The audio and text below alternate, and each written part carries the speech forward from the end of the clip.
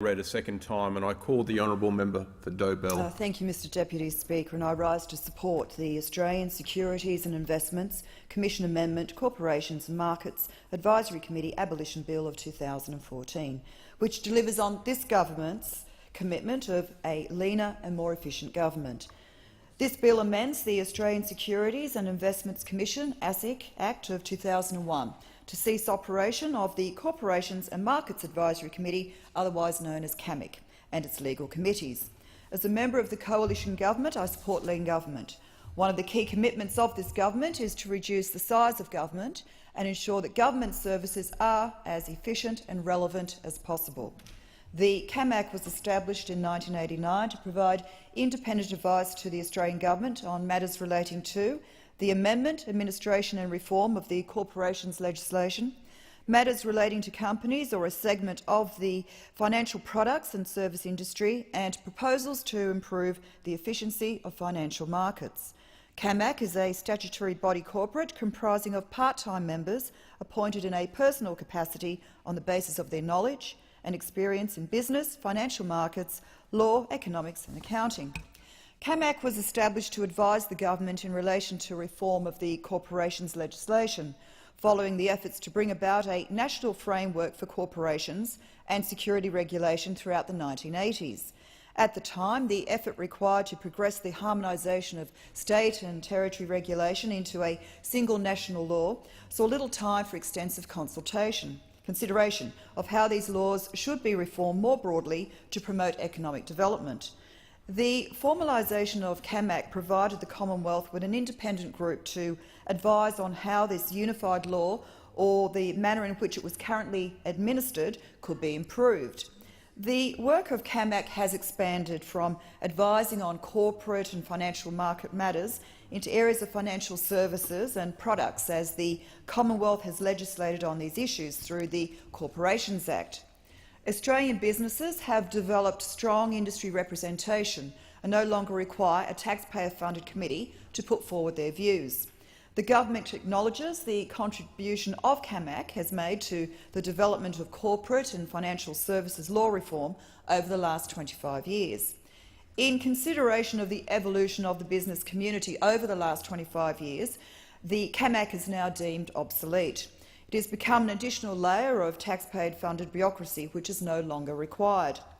The cessation of CAMAC will generate savings of $2.8 million over the forward estimates. The committee's abolition will not in any way prevent or hinder the business community from being able to engage with the government on issues arising in corporate law, financial markets and financial services. The bill will terminate the operation of CAMAC by repealing Part 9 of the Australian Securities and Commissions Act and making a number of consequential amendments to that Act. It also makes a number of consequential amendments to the ASIC Act, and as a result of the repeal of Part 9, and provides for the transitional and savings arrangements that are necessary to reflect the cessation of that agency. The reality is that business no longer requires a government body to express their views in relation to corporation laws. The government will continue to work with Australian businesses and carefully consider their views and opinions. The government is committed to open and transparent policy-making processes, and where any significant regulator changes are proposed, the government will engage in genuine consultation with the stakeholders. We will continue to quantify the cost of any new regulation in a regulation impact statement. The Treasury will continue to advise the government in relation to corporate law and financial services. In addition, the Australian Securities and Investments Commission will continue to operate under its enabling legislation to make recommendations to the government about any matters connected with the following: a proposal to make or amend the corporation legislation, the operation or administration of the corporation legislation, companies or a segment of the financial products and financial services industry, and the efficiency of the financial markets.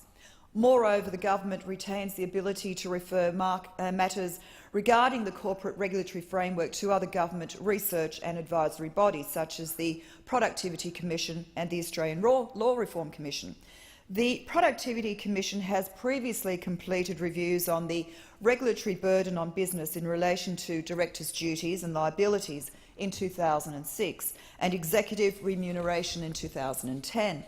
The government announced in last year's budget that we would abolish the CAMAC and its legal committee as part of our efforts to achieve a smaller and more rational government. The government believes that an additional layer of taxpayer-funded bureaucracy is not required for business to present its views on corporate regulation reform to government. Since the 2013 election, the government has reduced the number of government bodies by over 250. In the 2014-15 mid-year economic and fiscal outlook, the government announced the abolition of 138 government bodies, the consolidation of 15 government bodies into existing government departments, the transfer of 2 bodies out of the Commonwealth and the merger of 26 bodies, while a further 5 will consolidate their offices with shared service centres or supporting departments. The abolition and merger of some government bodies, including the CAMAC, will improve coordination and accountability, reduce the costs associated with separate governance arrangements, and increase efficiency in how public funds are used to deliver services to the community.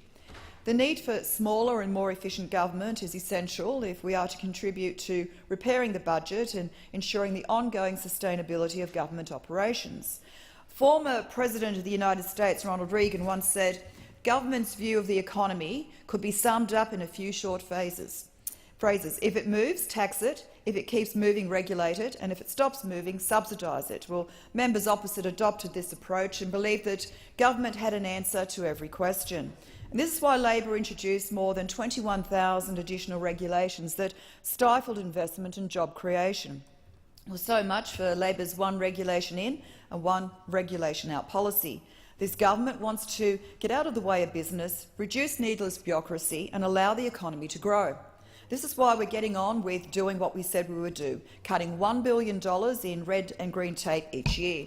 Since the election, the government has more than doubled this target, announcing over 400 measures and a net reduction of over $2.1 billion in compliance costs. Last October, the government removed approximately 1,000 pieces and over 7,200 pages of legislation and regulation.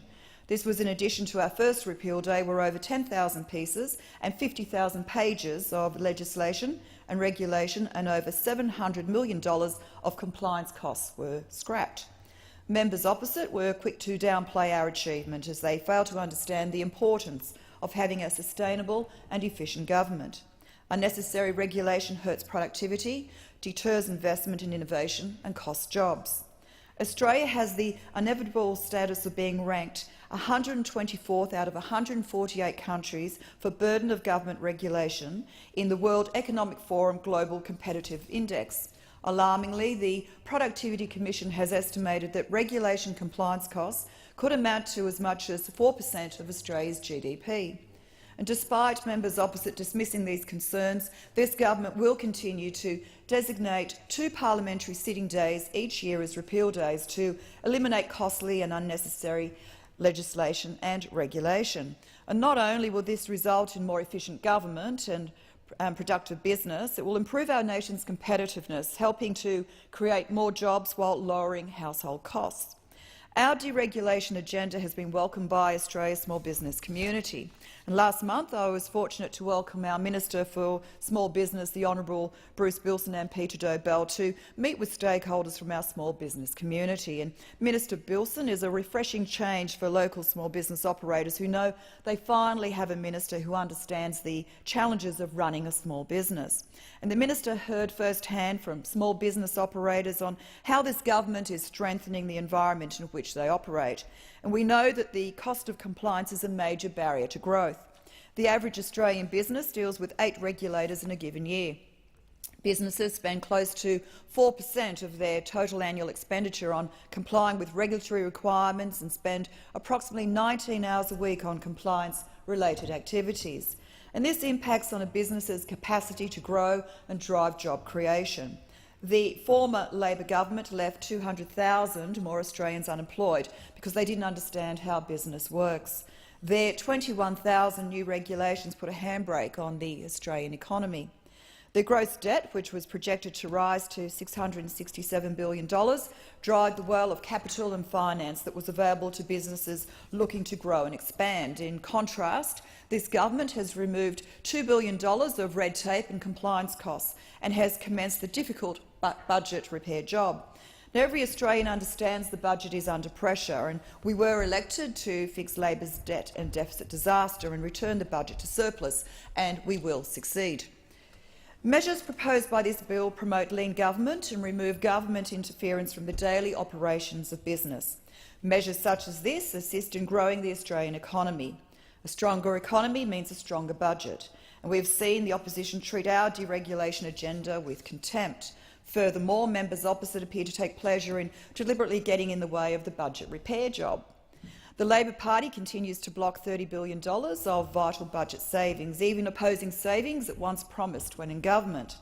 With declining terms of trade, more pressure being placed on budget revenues, it's essential that Australia has a government which takes responsibility for the budget seriously.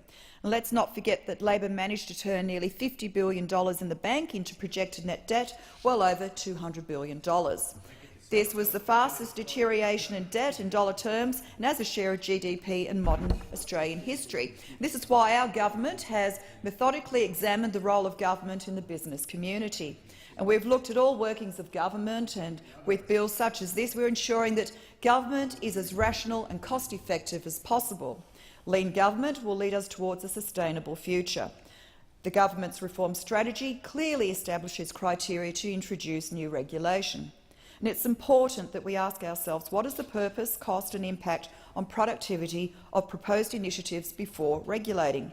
Only after these questions are answered, and only when it's absolutely necessary with no sensible alternatives available, should government proceed to regulate. Since our election, we have already implemented several substantial amendments to the regulatory process, including requiring cabinet submissions, proposing legislative changes with a significant regulatory impact to be subject to the regulatory impact assessment process, establishing designated deregulation units within the ministers' departments, and finalising ministerial advisory committees to advise on deregulation priorities and opportunities for cutting regulation. Where appropriate, linking the remuneration of senior members of the public service to their performance in reducing red and green tape, and having the Department of Prime Minister and Cabinet take over responsibility for deregulation and the Office of Best Practice Regulation, and establishing deregulation as a standing item on the COAG agenda, enabling federal and state governments to cut duplication and over-regulation.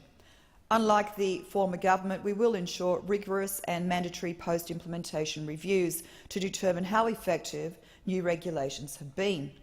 The Borthwick-Milliner review, commissioned by Labor in 2011, reported in 2013, in reference to the previous government, a widespread lack of acceptance of and commitment by ministers and agencies to the regulatory impact assessment process. Well, this government is committed to ensuring that we will not have an economy strangled by regulation and red tape. We are doing what former Prime Minister Kevin Rudd said he would do, and that is to take a giant pair of scissors to the red tape that is strangling small business. Mr Deputy Speaker, the government's key reform themes are to minimise and simplify business interaction with government bodies, reduce regulatory obligations and reporting, fuel economic growth, and implement common-sense reforms. Measures such as the abolition of the Corporations and Markets Advisory Committee demonstrate this government's success in simplifying government and deregulating the Australian economy. The government will continue to work closely with our business community to ensure that our reforms assist them rather than hinder them. The government must demonstrate confidence in the business sector and support them to work productively with us in implementing reform that will strengthen the Australian economy and lead to greater job growth. Mr Deputy Speaker, I look forward to ongoing deregulation and simplification of government and commend this bill to the House.